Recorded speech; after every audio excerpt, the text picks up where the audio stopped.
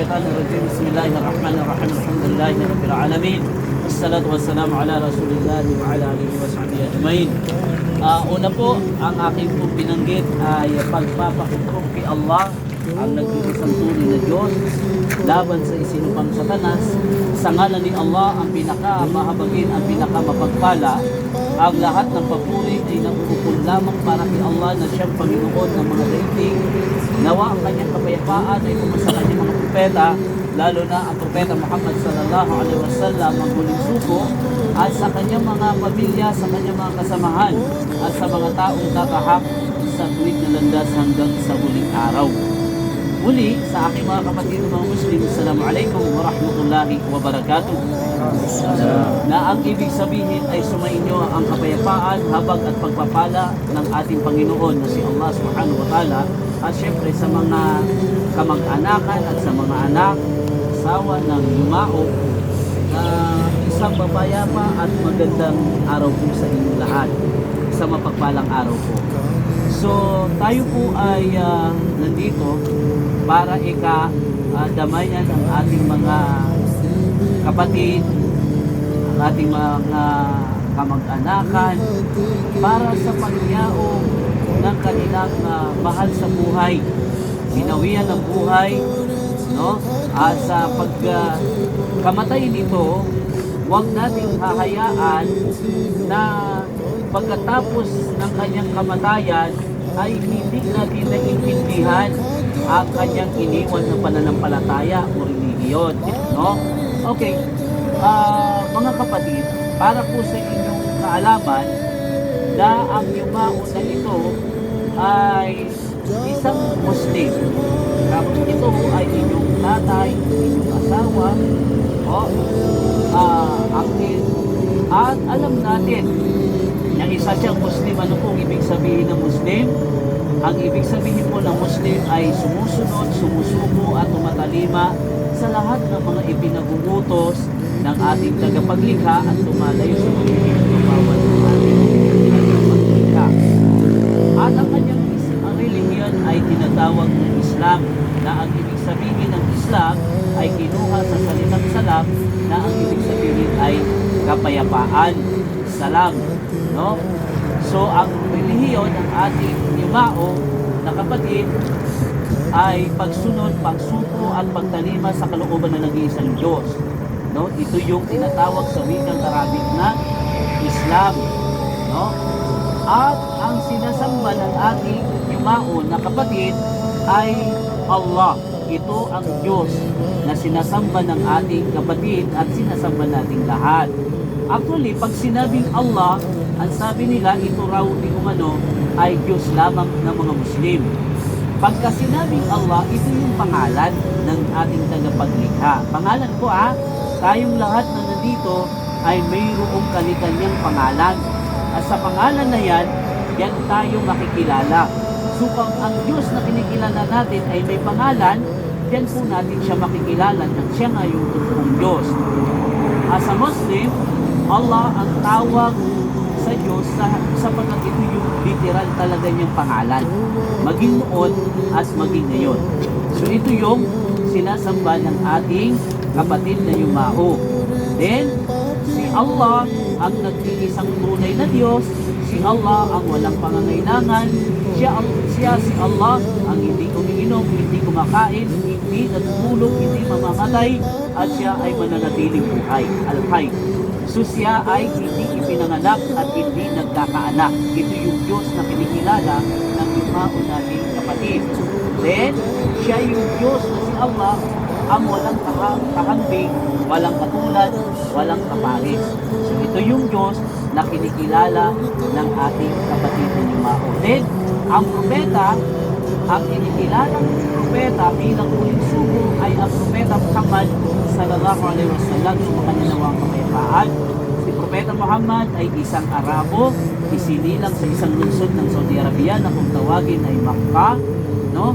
At si propeta Muhammad, sa kanyang kapayapaan, siya ay naging ganap na propeta sa edad na 40 years old.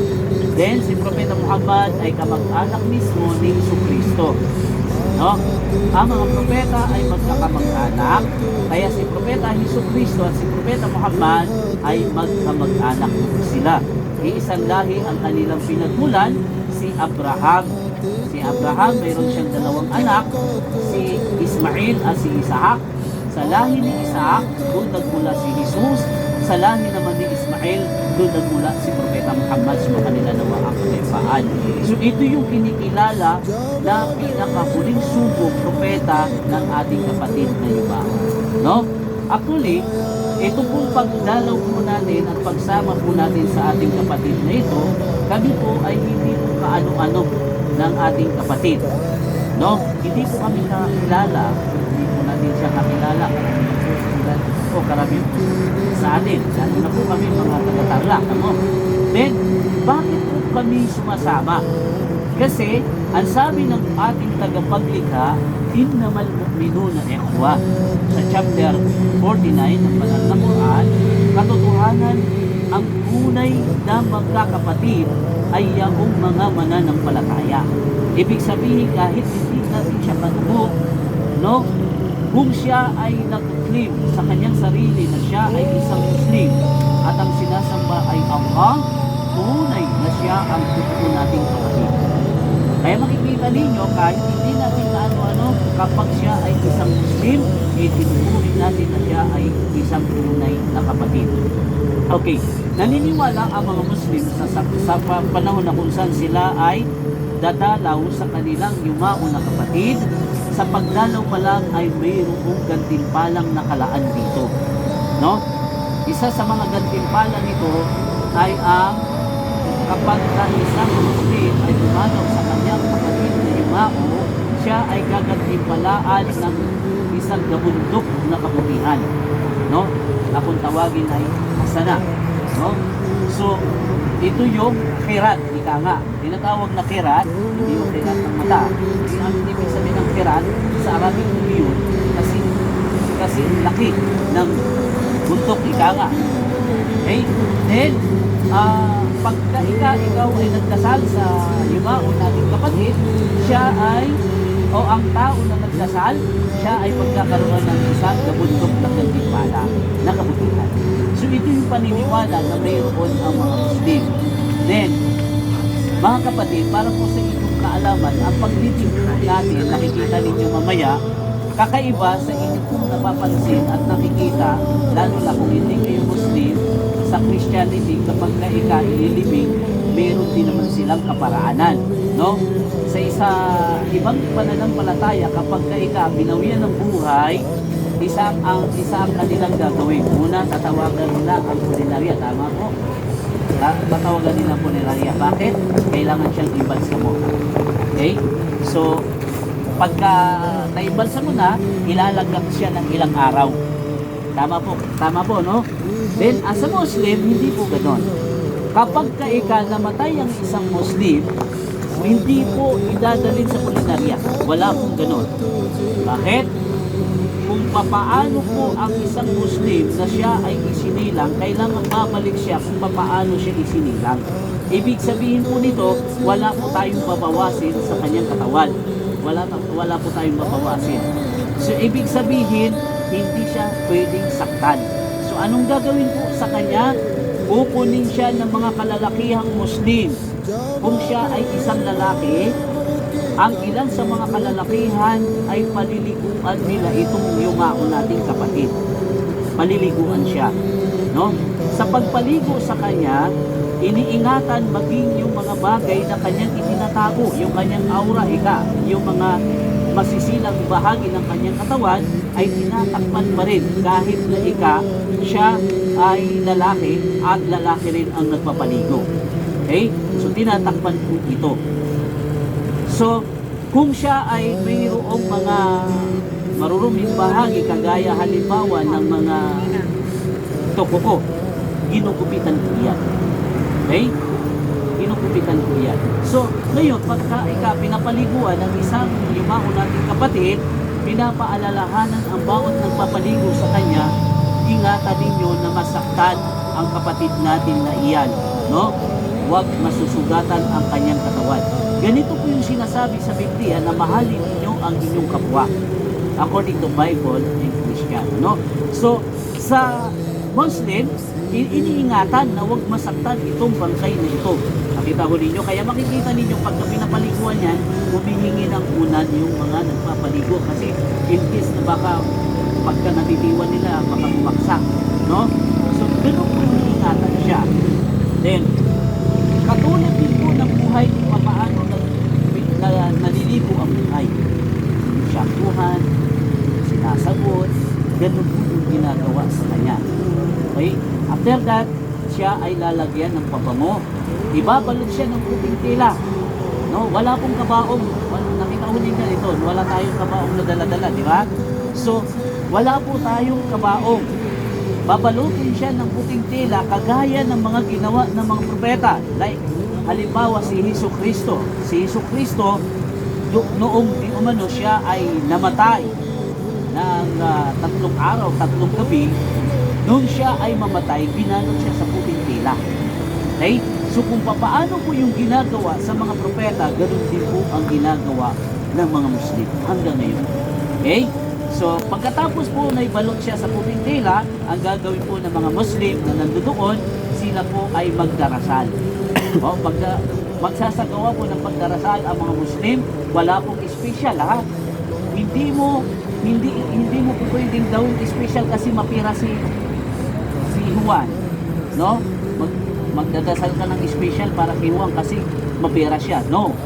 Kung paano nagdarasal o pinagdarasalan ang mahirap, ganun din po ang mapira. Pareho ang ginagawa po sa kanila. Then pagkatapos ng pagdasalan, ihahatid na siya sa kanyang libingan.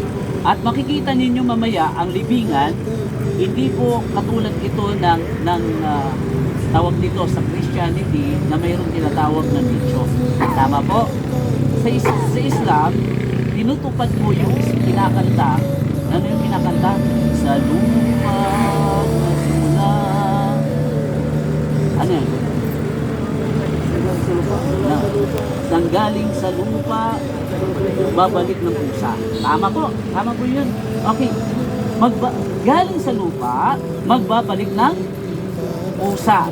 So as a Muslim, pagka ililibing ang Muslim, maghuhukay po sa lupa 6 feet below. Tama? Oo po. So, huhukayin po yan. Ngayon, nasabi ng mga hindi Muslim, ano yon? Pagka nilibing pala para palang hayop, nagtatabunan na lang. No, hindi. Pagka inukay yon, mayroon pa pong pangalawang hukay doon sa ilalim. Gagawin po na parang yungib. No? At doon po ilalagay yung kanyang bangkay. Then, kapag nailagay doon, tatakpan po siya ng plywood or hindi kaya ay hollow blocks, ganyan.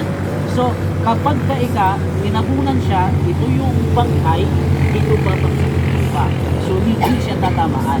Kasi, kung paano siya ingatan, kung siya ay buhay, mas higit natin siyang ingatan nang siya ay mamatay.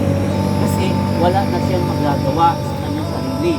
So, tayo mismo ang mag-iingat sa kanyang sarili. So, yun po yung gagawin natin. Makikita po ninyo mamaya kung bakit po natin pinapaalala ito para makita po ninyo ang pamamaraan na kung saan mula noong panahon ng mga propeta hanggang ngayon ay pinanatili ng lahat ng mga Muslim. No? So, inshallah po, I hope na naibigay po namin sa inyo ang mga paliwanag dito kahit na maikli, at inshallah sa susunod po, sa mga susunod na pagkakataon ay makabisita po kami muli upang lalong may paliwanag ang mga bagay na dapat po natin ipaliwanag sa kagaya po ninyo na pamilya ng Yumao na ito, no? At maraming salamat po kahit Bismillahirrahmanirrahim. Assalamualaikum warahmatullahi wabarakatuh. Mga kapatid, ang inyo pong napapanood na video ay ang maikling daawan na ating pong ginanap sa may Pantabangan, Rizal mula po sa ating mga kapatid na pamilya ng Yumao na si Ali Baraukor. Tayo po ay nila pong naanyayahan para makapagbigay ng maikling mensahe, maikling daawa para sa mga pamilya ng ating kapatid. Dahil dito mga kapatid, makikita ninyo yung lugar na ito.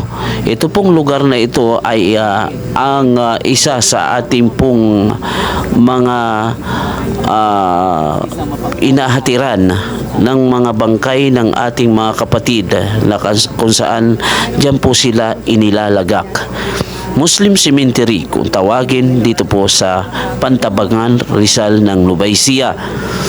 Dito po naglilibing ang mga kapatid natin sa mga iba't ibang bayan ng Nubaisia, maging ang mga karatig bayan nito ay dito rin po naghahatid ng mga bangkay na kanila pong ililibing. Mga kapatid, kung mapapansin po ninyo, ito ho ay Masya Allah, marami na po ang mga nakalibing sa lugar na ito. Noong araw na wala pa po ang libingan sa mga ibang bayan katulad ng probinsya ng Tarlac, dito po naghahatid ang ating mga kapatid ng mga bangkay na kanilang inililibing dito po sa lugar na ito. Subalit nung nagkaroon po tayo ng libingan o Muslim Cemetery sa may Western, Moriones, San Jose, Tarlac, ay doon na rin po naglilibing na ang ilan sa ating mga kapatid. At mga kapatid, Masya Allah, kung makikita ho ninyo, ito pong lugar na ito ay may kalawakan din po. Medyo malawak-lawak na rin po ang lugar na ito mga kapatid ko. At nawa ay maging maayos ang paglibing sa ating kapatid na ito. At dito ho makikita po ninyo, mapapanood din po ninyo sa bidyong ito kung papaano ang gagawing paglibing, lalo na sa mga hindi po Muslim, kung papaano po ninyo makikita ngayon. Ganun din po ang pamamaraan talaga ng paglibing ng mga Muslim, no? So panoorin po natin at may mga paalala din po tayo na maririnig mula sa bidyong ito. Assalamualaikum warahmatullahi wabarakatuh.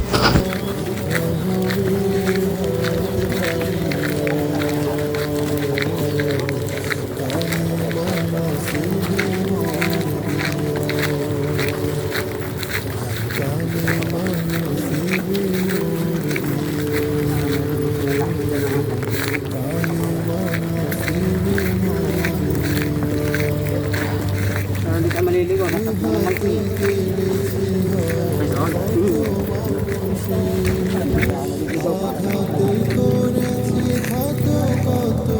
May number po yan? Ay, meron yan. Bawal po kasi maglagay ng pangalan.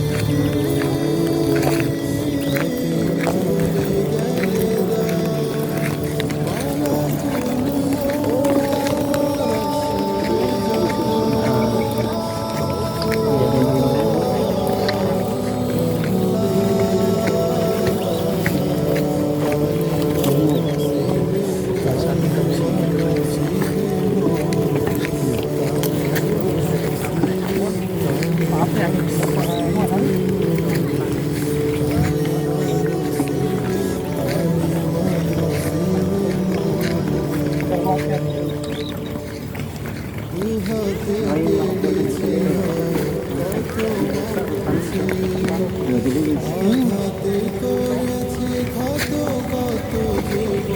din ibang ano, namatay.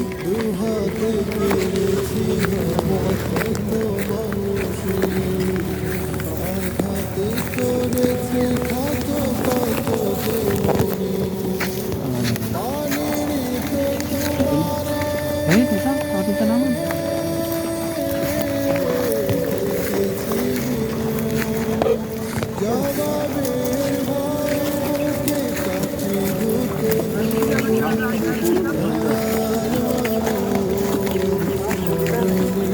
Ano yung takapin natin? Taram-taram. Taram-taram. Ano ba tayo na? Ano ba yun?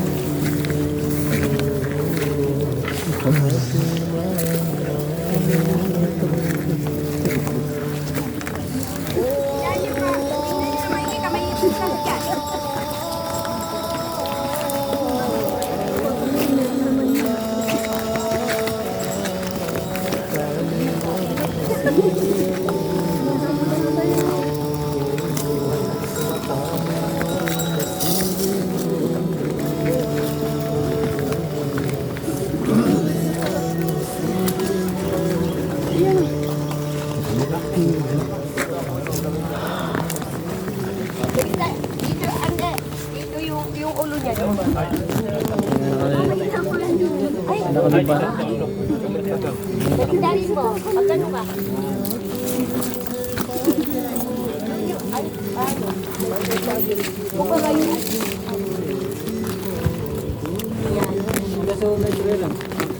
Sabi hindi ka lang. Kamaya-maya ito.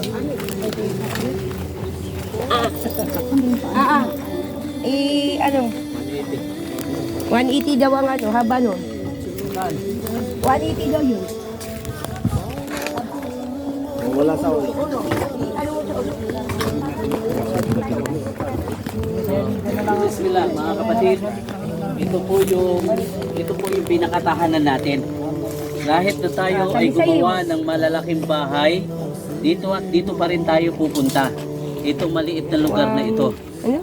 So mga kapatid, lahat tayo ay dadaan at makakaranas ng kamatayan. Sabi nga ni Allah Alvin. subhanahu wa ta'ala, Alvin, 193. Bismillahirrahmanirrahim, kullu nafsin da'ikatul maut. Yan, Sabi yan. ng ating tagapaglikha, lahat ng may buhay, may kaluluwa ay makakalasap ng kamatayan. So kung makakalasap tayo lahat ng kamatayan, ang siguraduhin natin ay mamatay tayo sa tamang pananampalataya. Mga kapatid, ito lamang yung gabalikan nating lahat. Wala na tayong pupuntahan maliban dito. No?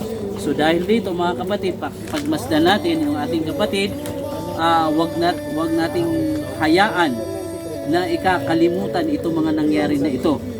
Dahil ang isang aral na makukuha po natin dito, kailangan natin paghahandaan itong ating uuwian, no? Itong tahanan natin. So ang tanging mababaon po natin dito, lahat ng ginawa nating kabutihan ay magiging baon natin dito, kasamaan ng mga ginawa natin. Nawa, ito yung may iiwan po sa ating lahat, no? Na sana mas matimbang at mas marami tayong maging baon na kabutihan dito. Hindi dati kayang baunin dito yung mga kanin, ulam, pera, wala po. Iiwan po natin lahat yan. So kaya mga kapatid, paalala po sa akin at paalala sa inyong lahat na nawa maging sanhi na ang pagkamatay ng ating kapatid na ito ay maging aral sa atin upang tayo ay lalo magsumikap na makagawa ng maraming kabutihan at pagsamba sa ating tagapaglikha. Naway kilalanin natin ng maayos ang ating dakilang tagapaglikha na walang iba kundi si Allah. So hanggang dito na lamang po mga kapatid. Assalamualaikum warahmatullahi wabarakatuh. Waalaikumsalam warahmatullahi wabarakatuh.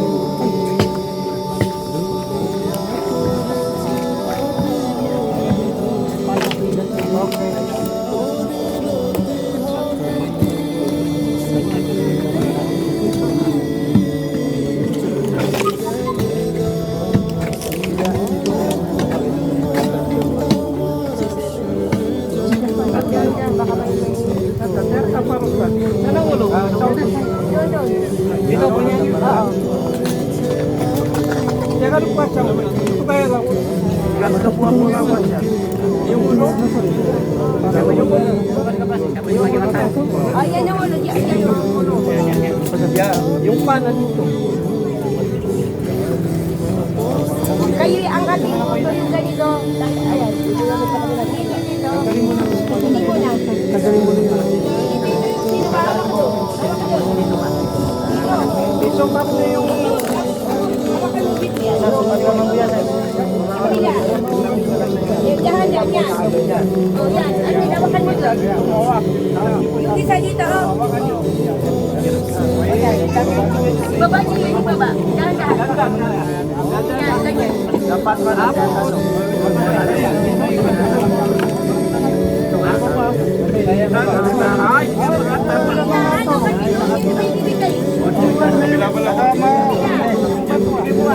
Huwag yun na yung iba nito.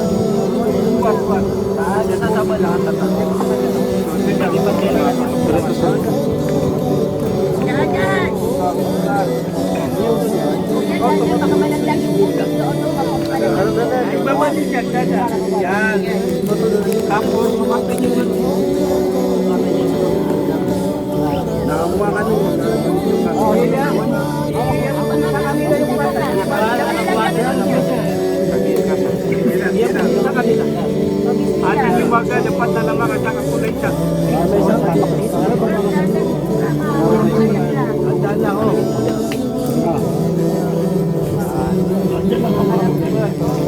Lakwan yun na din lakwan.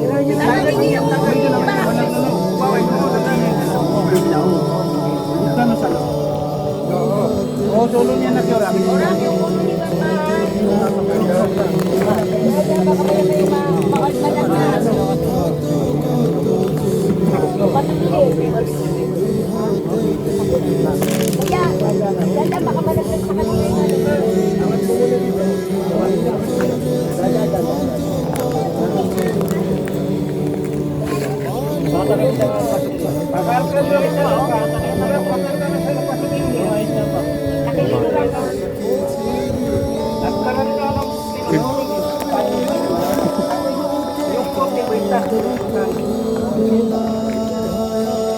Yura ka mo po pinapangkarin yun. Tapos kita kami yun para kapalagwas sa mga apuan. Ay, mga bata.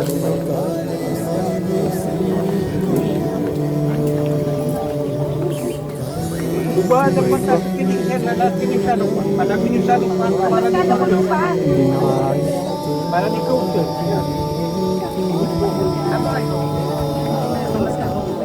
Mas kano salupan kami lang walang Wala may dulo, laki.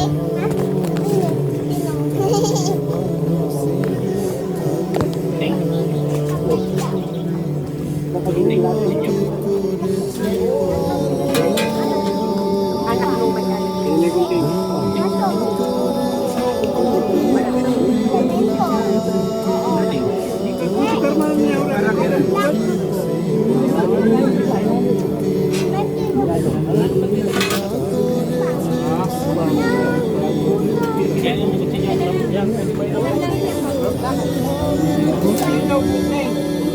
Ganyan yung ulo mo. Ganyan yung ganyan mo. Ganyan yung ganyan. Ganyan. Ulan. Nakaganyan. Yan. Ilang mo. Ginanama po siya, ginanama sa parang sa Gaman. Yan na rin, ano? Paano ka siya tayo Itaas niyo yung ano. Itaas niyo yung puti. Paano ka siya sa pura tayo, malikod. Pico yun, gabi. Katag ya, oy. Bigyan niya siya kay Liga. Masakit na Para di ka tago na po. Iwas mo na ito. Hindi nga. Pronto tayo.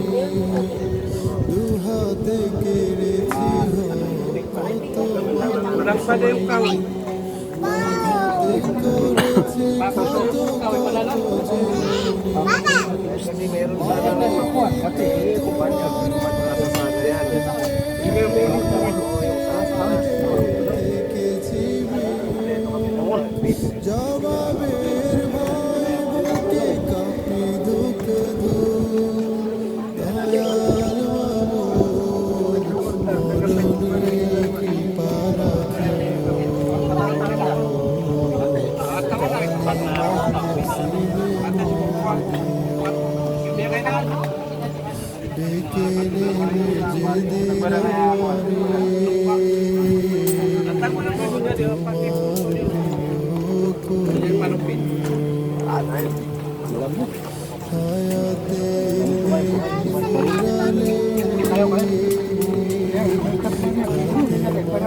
Magkano pa lang?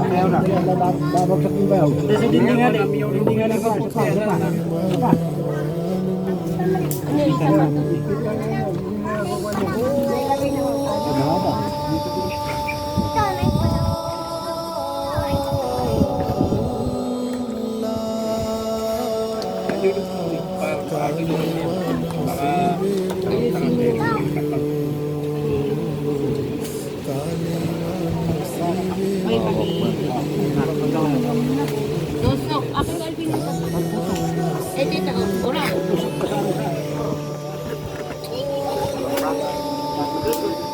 Hindi mato.